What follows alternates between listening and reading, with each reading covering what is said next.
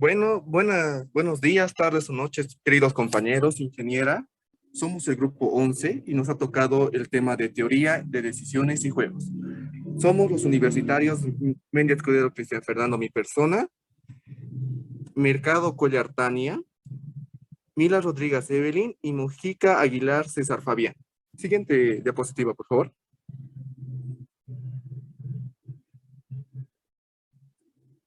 Siguiente diapositiva. Gracias.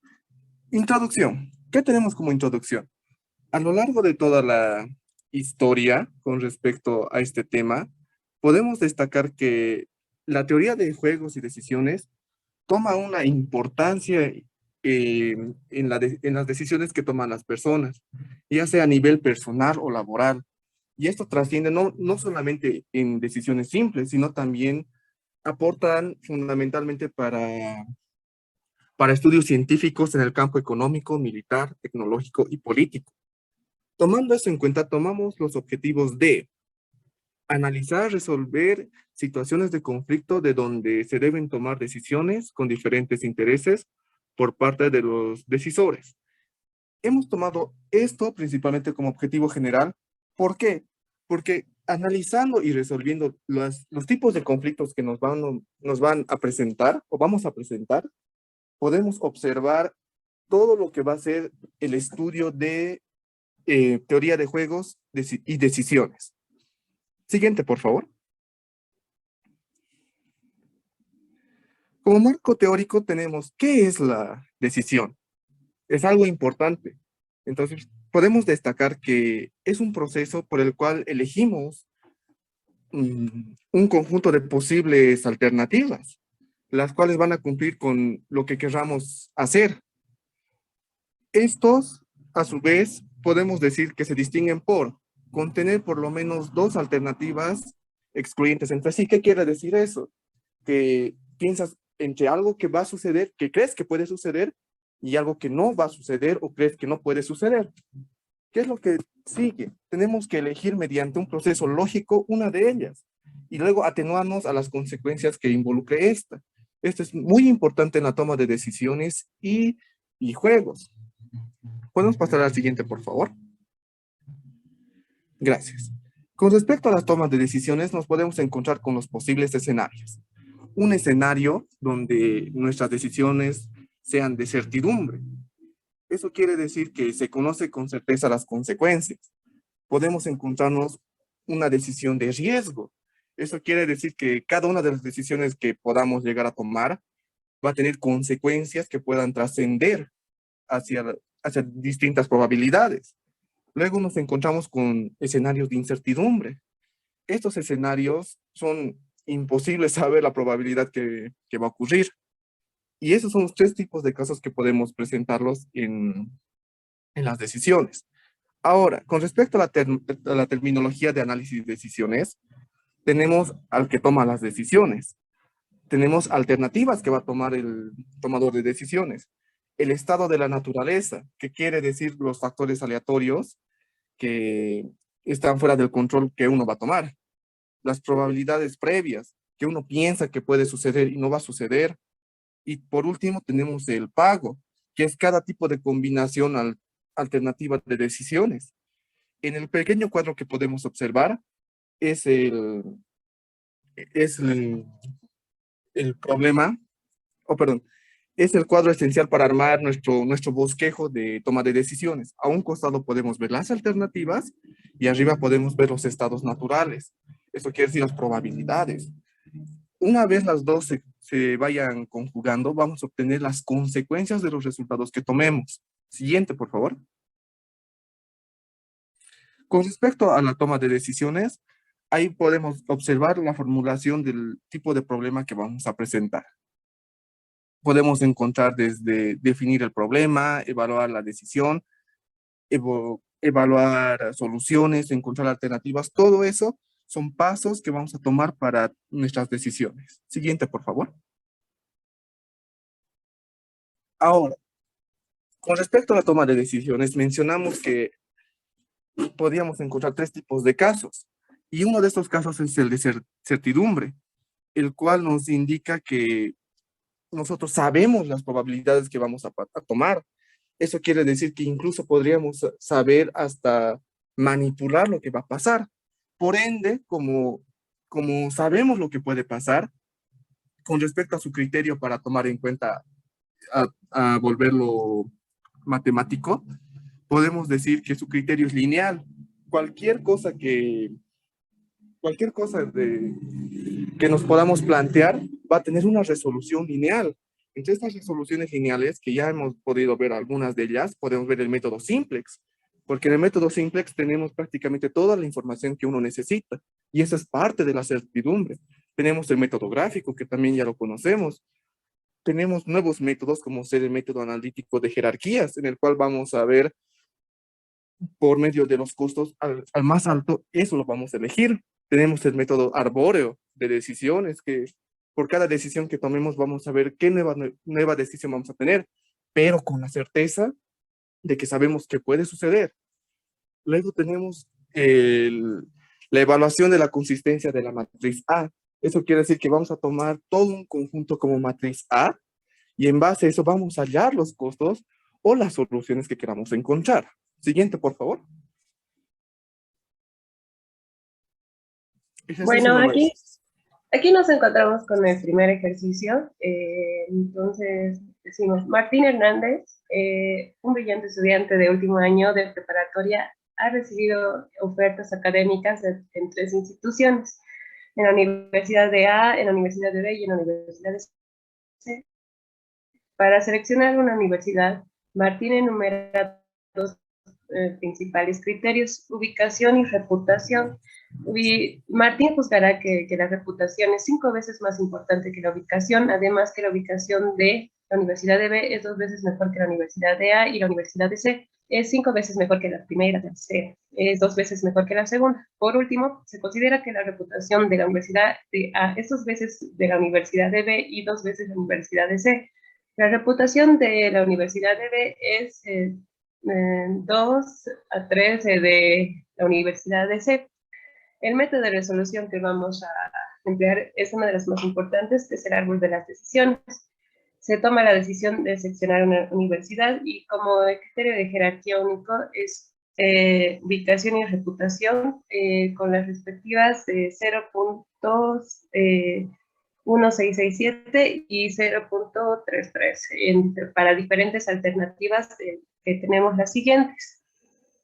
Y así se tiene la sumatoria de una de las ubicaciones por las diferentes alternativas, según las universidades de A.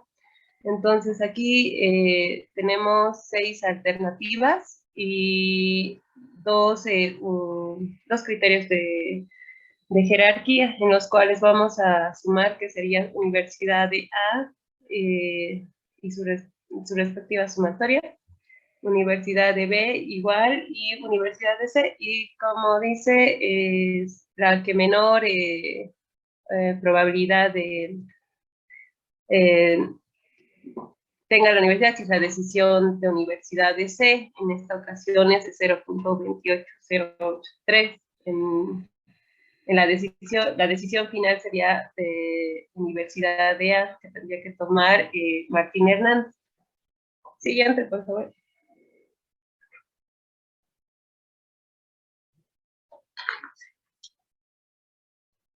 Por riesgo, es una decisión de bajo riesgo.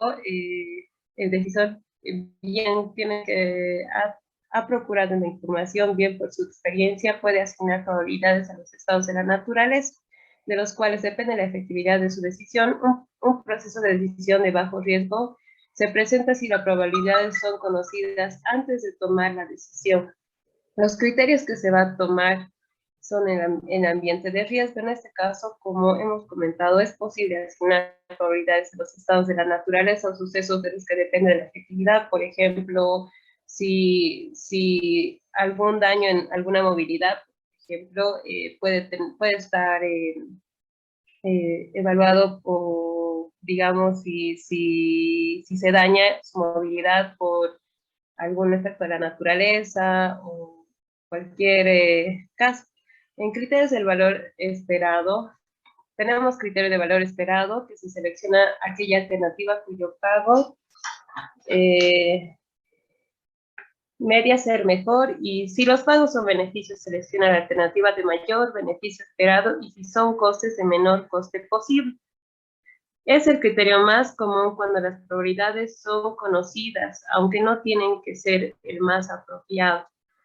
Entonces, el criterio más probable elige la alternativa con mejor valor para el estado más probable.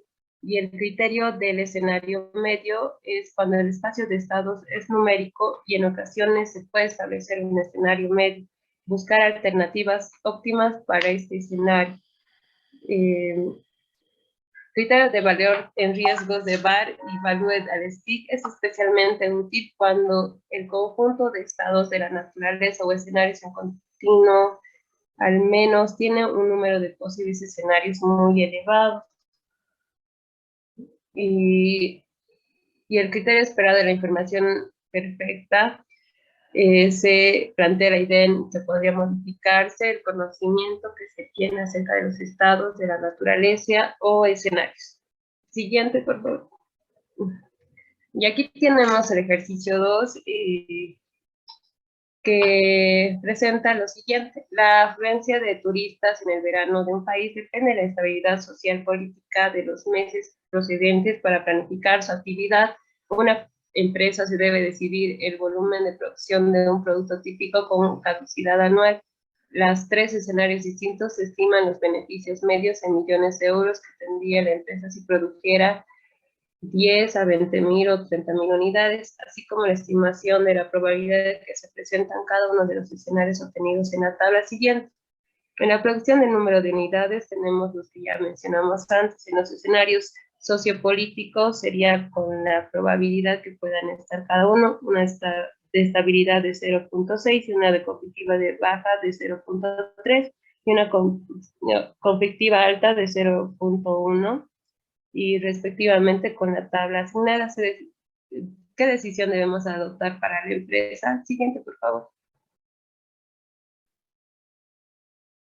Las decisiones en situación de riesgo, aquí ya tenemos una solución donde se conoce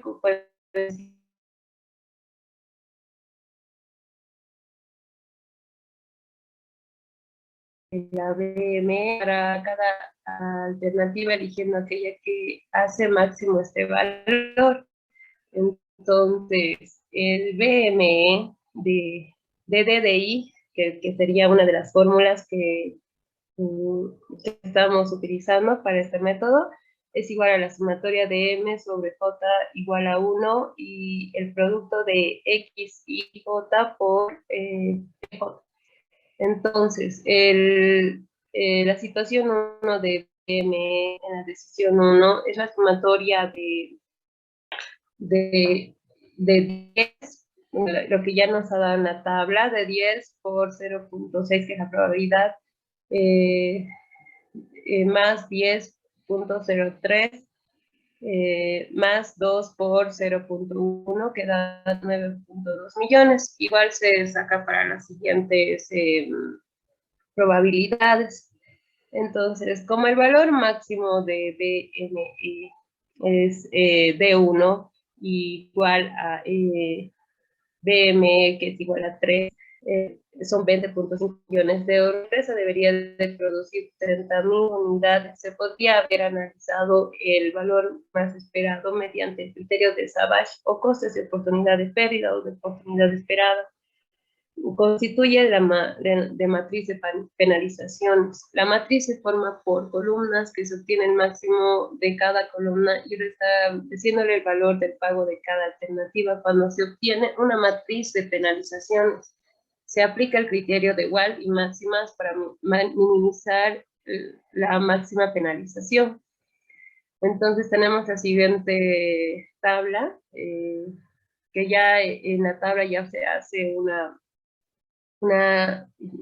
resta con la producción de número de unidades, que son 10.000, 20.000 y 30.000 respectivamente, y escenarios sociopolíticos también, con las probabilidades esperadas. Entonces, vamos a decir que 40 menos 10 es igual a 30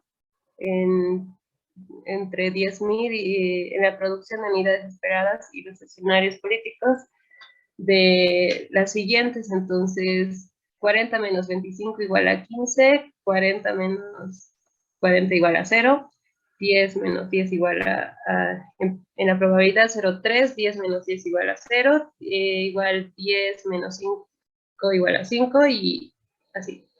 Conflictivas, en la conflictiva alta, que la probabilidad 1 es 2 menos 2 igual a 0, y 2 menos 10 igual a 12, y 2 menos 20 igual a 22. A partir de la matriz de penalizaciones elaborada, periodo de oportunidades esperadas asociadas de cada alternativa.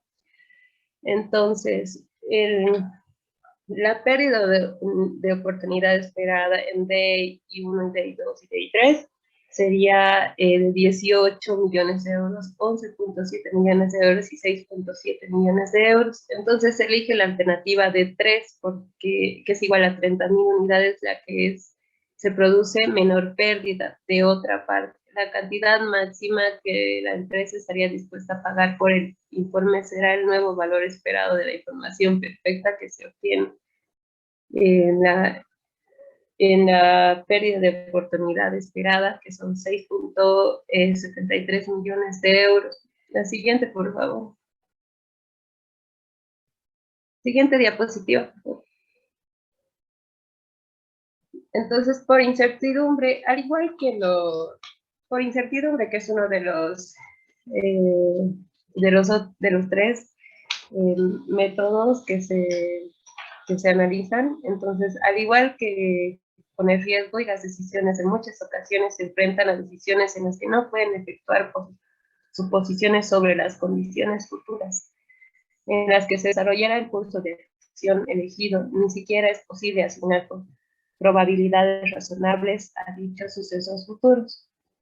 Criterios de decisión en ambiente de incertidumbre. Además de por diferentes causas, por estrategias políticas o económicas, las decisiones están influidas en la orientación psicológica del decisor, incluyendo cuestiones tales como la forma, una probabilidad a los sucesos, su optimismo o pesimismo respecto a los resultados de sus decisiones o su aversión de riesgo, entre las otras causas. Por incertidumbre son 5 criterios. El criterio de Laplace, que se calcula la media aritmética de cada una de las decisiones que se pueden tomar y que se elige aquella que corresponde al resultado medio más elevado, cuando los resultados sean negativos y se elige el menos desfavorable. Entonces es un promedio, podríamos decir, y su respectiva fórmula, ¿no? Criterio de maximación optimista, criterio que se toma causando se piensa que estado de la naturaleza o escenario que presenta ser el más favorable independientemente de cuál sea la decisión. El criterio de Wolf o Maximin, el pesimista, criterio que se toma pensando que cualquiera que sea la selección del estado de la naturaleza o escenario que se presentará al menos. Y el criterio de Hurwitz, optimismo parcial, criterio que constituye un compromiso entre los criterios optimistas y pesimistas, mediante la introducción de un coeficiente de optimismo alfa y un coeficiente de pesimismo 1 menos alfa, y donde 0 es menor o igual que alfa, o menor o igual a menos 1. El criterio de costos de oportunidad de Savage. Este criterio toma en consideración el costo de oportunidad, penalización o arrepentimiento por no predecir correctamente el posible escenario de la naturaleza. Siguiente, por favor. Bueno, en este es el ejercicio de Laplace, el ejercicio número 3. Una empresa se plantea la construcción de diversos establecimientos hosteleros en una próxima urbanización residencial, sabiendo que el proyecto de urbanización consta de 3 fases. Los técnicos de la empresa estiman los beneficios y pérdidas anuales según cometan las fases de la urbanización. Los resultados expresados en millones de euros se reflejan en la siguiente tabla. Con anterioridad en las siguientes tablados de la naturaleza, construcción fase 1, fase 2, fase 3, y las alternativas es un restaurante, un hotel, restaurante y un complejo. Obtener la decisión óptima que debe adoptar la empresa según los diferentes criterios de decisión. Solución. Se trata de un problema de decisión bajo incertidumbre. Al desconocer las probabilidades asociadas de un estado de la naturaleza, como habíamos dicho, lo vamos a resolver por el criterio del aplauso. Se supone que todos los estados de la naturaleza igualmente son probables y se calcula la media aritmética de cada una de las decisiones que se pueden tomar eligiendo aquella que corresponde al resultado medio más elevado. Cuando los resultados sean negativos, se eligen el menos desfavorable. El valor monetario esperado para cada alternativa será el valor medio esperado de D1, que sería la alternativa 1, que sería el restaurante, sería 12 más 35 más 56 dividido entre 3, sería 34.33 millones de euros. Y el valor medio esperado de la alternativa 2, que sería un hoteles y restaurante, sería 30 más 25 más 38 dividido entre 3, que son 31 millones de euros. Y el valor medio esperado de la alternativa 3 sería menos 10 más 8 más 120 dividido entre 3, que se queda 39.33 millones de euros. Entonces la decisión óptima es la decisión 3, en consecuencia se construiría un complejo hotelero. Siguiente, por favor.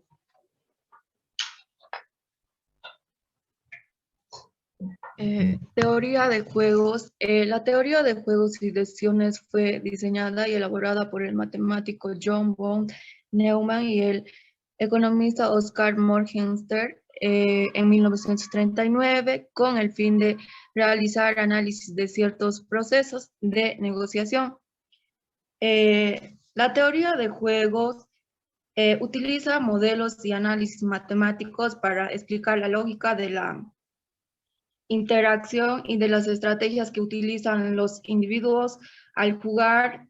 En otras palabras, estudia la forma en la que los jugadores responden a incentivos y su conducta a la hora de tomar decisiones. La teoría de juegos también describe las situaciones envueltas en conflictos en los cuales el beneficio es afectado por las acciones y contrarreacciones de oponentes. Siguiente, por favor. Siguiente, por favor. Elementos que intervienen en un juego. Los elementos que entran en un juego son, además de los individuos o jugadores, los siguientes. Para cada individuo o jugador se tiene el conjunto de estrategias llamado las estrategias de los jugadores. Cada individuo o jugador tiene una función que determina el pago que recibe el individuo o jugador. Cuando cada uno de ellos adopta una de sus posibles estrategias, siempre se supone que los pagos son ganancias. Estas son llamadas los pagos de los jugadores. Siguiente, por favor. Formas de representar un juego.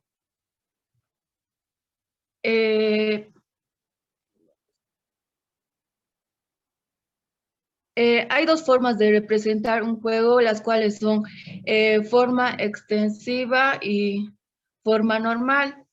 La forma extensiva es un juego que tiene estas características y tiene ciertas características y se compone de el conjunto de jugadores que toman decisiones y son racionales, o sea, maximizan su utilidad. Un árbol del juego compuesto de nodos y acciones, nodos, uno para cada jugador, y acciones que dispone un jugador en cada uno de esos nodos. La información que dispone un jugador en cada nodo en el que le toca decidir, y luego las estrategias de cada jugador. Instrucciones que le dicen qué acción elegir cuando llega a uno de sus conjuntos de información. Pagos. Los pagos a los jugadores en los nodos terminales del árbol del juego. En este juego se cumplen ciertas reglas, las cuales son Regla número 1 sería, cada uno de los nodos son sucesores del nodo inicial. Este último es el único que tiene a todos los restantes nodos como sucesores. Y como regla número 2 sería, cada nodo, excepto el nodo inicial, tiene exactamente un antecesor inmediato. El nodo inicial no tiene antecesores. Esto garantiza que los senderos no se cruzarán. Luego, si de un mismo nodo se extienden múltiples ramas, cada una de ellas representará distintas acciones. Luego, por último, tenemos, dice que cada uno de los nodos pertenecientes a un conjunto de información no unitario debe tener el mismo número de sucesores inmediatos y deben tener el mismo conjunto de acciones representadas en las ramas. Forma normal.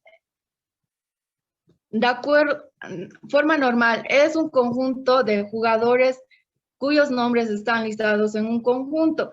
Cada jugador tiene un juego de acciones que es el conjunto de todas las acciones disponibles para cada jugador. Cada jugador tiene una función de pagos que asigna un número real para cada solución del juego. Se procede de la siguiente forma. Primero se hace un listado con las estrategias posibles de cada jugador, luego se colocan las estrategias en una matriz y después las filas de la matriz corresponden a las estrategias del jugador 1 y las columnas a las estrategias del jugador 2. Las ramas terminales se colocan en casillas de la matriz. Ya. La función de coalición sería otra forma de representación de un juego cuando se emplea fundamentalmente en juegos cooperativos. Se trataría tan solo de saber contestar a dos cuestiones. 1, ¿cuánto es lo mínimo que puede conseguir cada jugador actuando en forma unilateral? 2, ¿cuánto es lo mínimo que puede obtener los dos jugadores cooperando? Es empleada básicamente para estudiar la repartición de rendimientos obtenidos en la cooperación entre participantes. Siguiente, por favor. Terminología. Existen dos tipos de interacciones, las cuales son secuencial y simultáneo.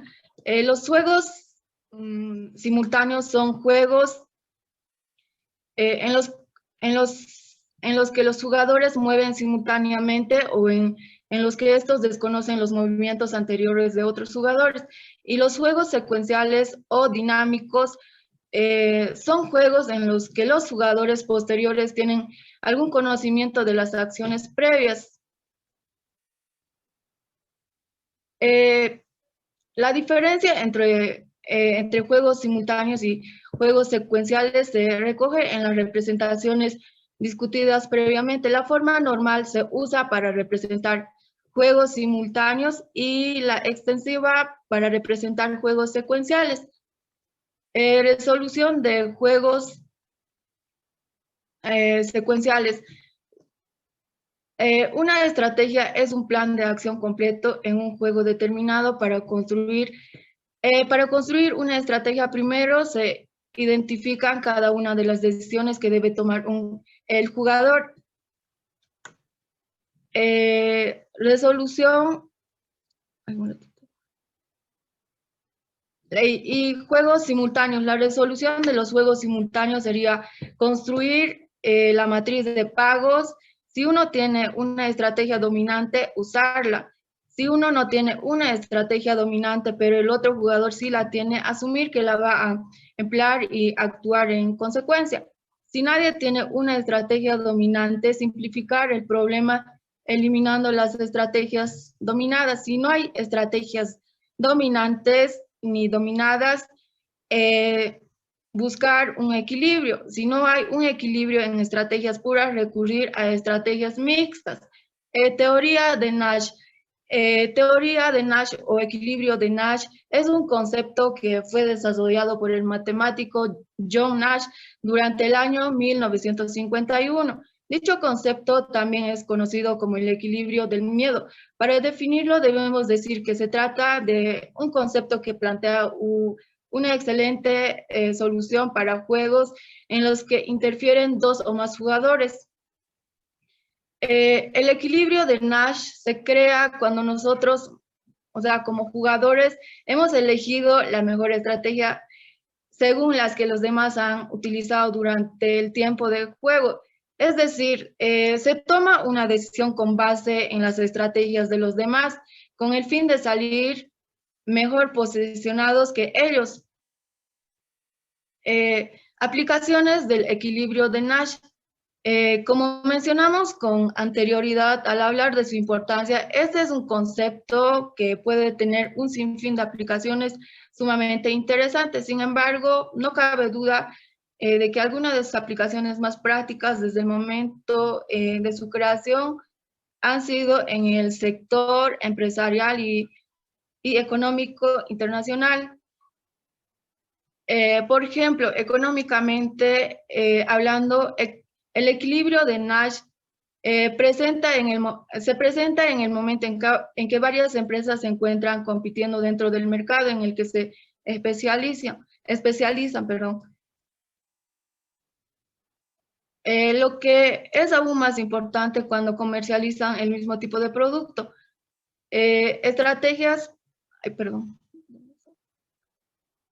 Por esta razón, es una buena idea utilizar el equilibrio de Nash en la toma de decisiones, ya que dicho equilibrio establece las bases para una toma de decisiones mucho más segura y acertada, lo que al mismo tiempo será de gran ayuda para reducir los riesgos y procurar dentro del momento maximizar las ganancias y oportunidades de venta.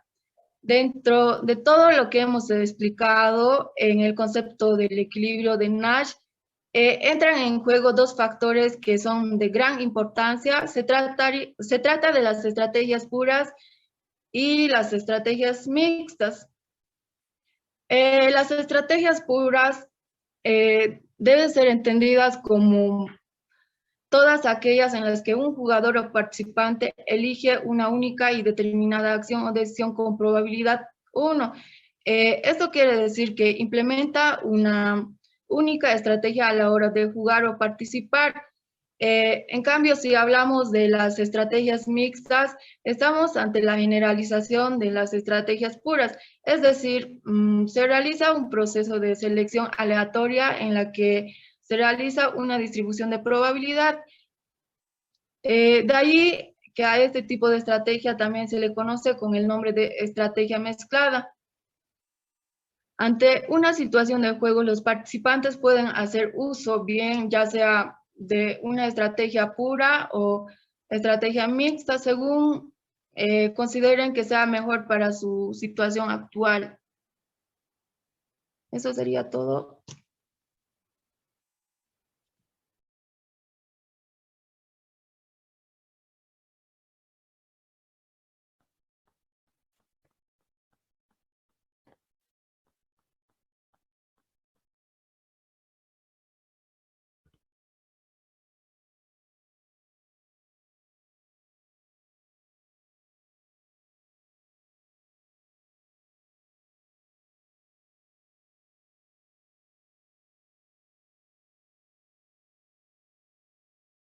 Bueno, continuando con lo que estaba explicando la compañera, tenemos aquí dos ejercicios sobre lo que es la teoría de los juegos. Aquí lo que vamos a explicar es lo que viene siendo el equilibrio de Nash, que es una estrategia dominante. Vamos a saber también qué es un equilibrio de monopolio, con un ejemplo que es el más conocido y con el que mejor se puede explicar, que es el dilema del prisionero. El dilema del prisionero se refiere a dos delincuentes que son atrapados por la policía, o dos sospechosos, que son atrapados por la policía y son llevados para que sean dispuestos a interrogaciones. Entonces, se tiene a los dos sospechosos, a cada uno aparte, los interrogan y les dicen que confiesen lo que han hecho. Entonces, Este problema se lo vamos a ver o lo vamos a explicar mediante una tabla o una matriz. Una tabla o matriz de pagos, como se llama, donde vamos a colocar al sospechoso 1 por este lado y al sospechoso 2 por este lado. Los pagos son los números que están aquí, lo cual está dado por los años que les van a dar si es que cada uno confiesa o no confiesa. Va a estar distribuido los pagos de esta manera. El primer número va a ser para el sospechoso 1 y el segundo número va a ser para el sospechoso 2 en los diferentes pagos. Aquí donde lo primero que vamos a ver es hallar la estrategia dominante de cada sospechoso, que es lo que va a hacer con respecto a la decisión del otro sospechoso. Vamos a empezar con el sospechoso 1. Sospechoso 1 primero, digamos, sabe que el sospechoso confiesa. Si el sospechoso 2 confiesa, al sospechoso 1, ¿qué le conviene? También le conviene confesar. ¿Por qué? Porque cada uno se llevaría a 5 años. Es que sabe que uno confiesa y el otro no confiesa. O confiesa. Ahora, si el sospechoso 2 decide no confesar, y si es que el sospechoso 2 no confiesa, se lleva 10 años el sospechoso 2 de cárcel y el sospechoso 1 se va a llevar 1 año de cárcel. Entonces, el sospechoso 1 lo que va a hacer, si es que el sospechoso 2 no confiesa, él va a decidir confesar. Por eso aquí se lleva 1 año de cárcel. Ahora, ¿cuál sería su estrategia dominante? Su estrategia dominante sería confesar. Aquí está confesando y aquí también está confesando. Ahora nos vamos a lo que piensa el sospechoso 2. El sospechoso 2 lo que va a hacer es preguntarse o saber si el sospechoso 1 confiesa, a él qué le conviene. También le conviene confesar, porque sabe que si él confiesa y él confiesa, se va a llevar 5 años de cárcel. Ahora, si el sospechoso 2 no confiesa, a él también le conviene confesar, él decide confesar. Una vez ya teniendo estos dos marcados, sabemos que su estrategia dominante también es confesar. Vamos a ver la siguiente diapositiva.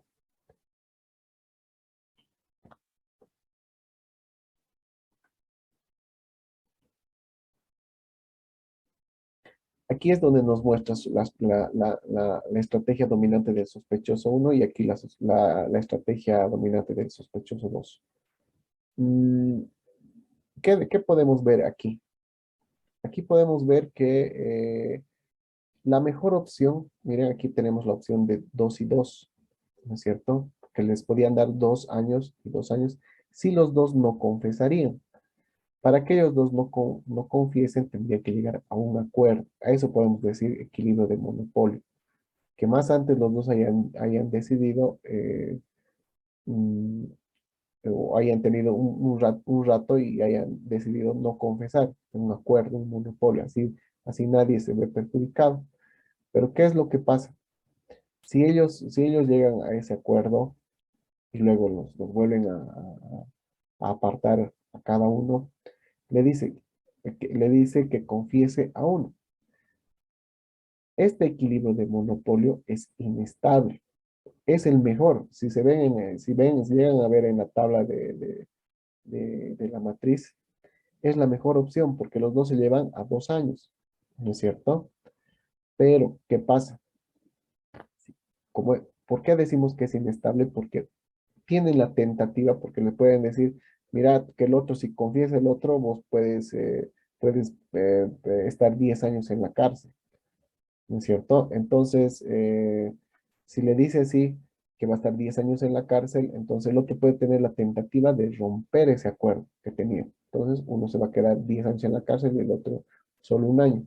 Entonces, a este acuerdo nunca van a llegar, nunca van a poder llegar. ¿Por qué? Porque cada uno puede romper. Entonces, ¿dónde está el equilibrio de Nash?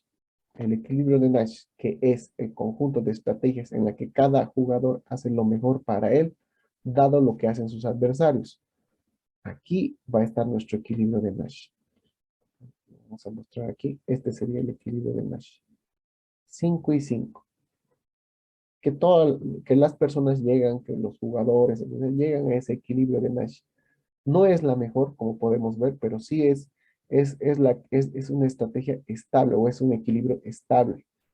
Este es un equilibrio, pero no es estable. ¿Por qué? Porque hay tentativa de romperlo. Lo vamos a ver en el siguiente ejemplo que tenemos. Tenemos otro ejemplo que dice contrato de publicidad.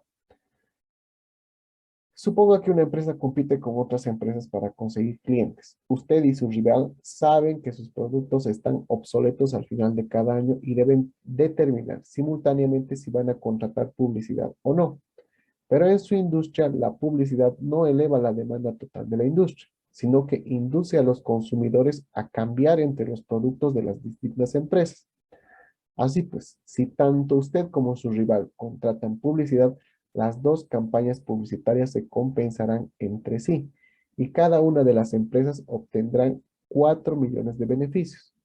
Si ninguna empresa contrata publicidad, cada una obtendrá 10 millones de beneficios.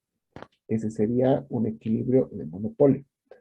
Sin embargo, si una contrata publicidad y la otra no, la contrata obtendrá 20 millones de beneficios y la que no obtendrá solo 1 millón de beneficios. Su elección para maximizar los beneficios consiste en contratar publicidad o no, explica con una matriz de pagos. Aquí estaría nuestra matriz de pagos, donde tenemos al jugador 1 o a la empresa 1 y aquí al jugador 2 o a la empresa 2, donde tenemos sus decisiones, hacer publicidad o no hacer publicidad. Vemos cómo están distribuidos los pagos. Bien, aquí tenemos nuestro equilibrio, que sería si es que los dos eh, deciden hacer publicidad, les van a pagar 4 millones o van a ganar cada uno 4 millones. 4 millones el jugador 1 y 4 millones el jugador 2. Si es que los dos llegan a un acuerdo, que ya hemos dicho, monopolio inestable, de decir, no vamos a hacer publicidad ni tú ni yo y vamos a recibir 10 millones, es la mejor opción que podemos tener. ¿No es cierto? Sería el acuerdo de monopolio. Y tenemos aquí del jugador 1 que decide no hacer publicidad y aquí que sí decide hacer publicidad. Entonces, vemos, ahorita vamos a ver cómo es que encontramos la estrategia dominante. Decimos, el jugador 1 o la empresa 1, si ve que el jugador 2 hace publicidad, decide hacer publicidad, entonces el jugador 1 también decide hacer publicidad. Si el jugador 2 decide no hacer publicidad, el jugador 1 decide hacer publicidad porque va a ganar 20 millones de beneficios, ¿no es cierto? Entonces su estrategia dominante va a estar aquí, igual. Aquí, aquí. Esta sería la estrategia dominante para los dos. La estrategia dominante sería hacer publicidad para el jugador 1. Ahora veamos qué es lo que le conviene hacer al jugador número 2. Si el jugador número 1 decide hacer publicidad, ¿qué le conviene al jugador 2? También hacer publicidad. Si el jugador 1 decide no hacer publicidad, lo cual le llega 1 millón de beneficios, el jugador 2 le conviene hacer igual una publicidad. Su estrategia dominante sería hacer publicidad, ¿no es cierto? Ahora, veamos aquí que ninguna se va a tentar por esta. ¿Por qué? Porque hemos dicho que es un monopolio y los equilibrios de monopolio son inestables. Si bien ganan más que aquí, que sin llegar a un acuerdo, pero sí llegan a un equilibrio de Nash, porque este sería el equilibrio de Nash.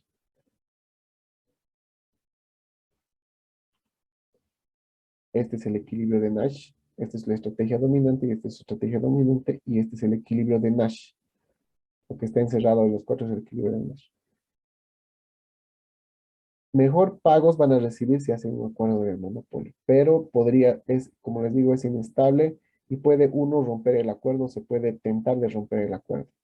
Puede decir, ya que no quiere hacer publicidad, entonces yo voy a hacer, entonces gana 20 millones de beneficios, rompe el acuerdo, entonces hay riesgos. Eso es lo que nos explica o lo que nos da a entender la teoría de juegos con este tema de equilibrio de Nash y la estrategia dominante.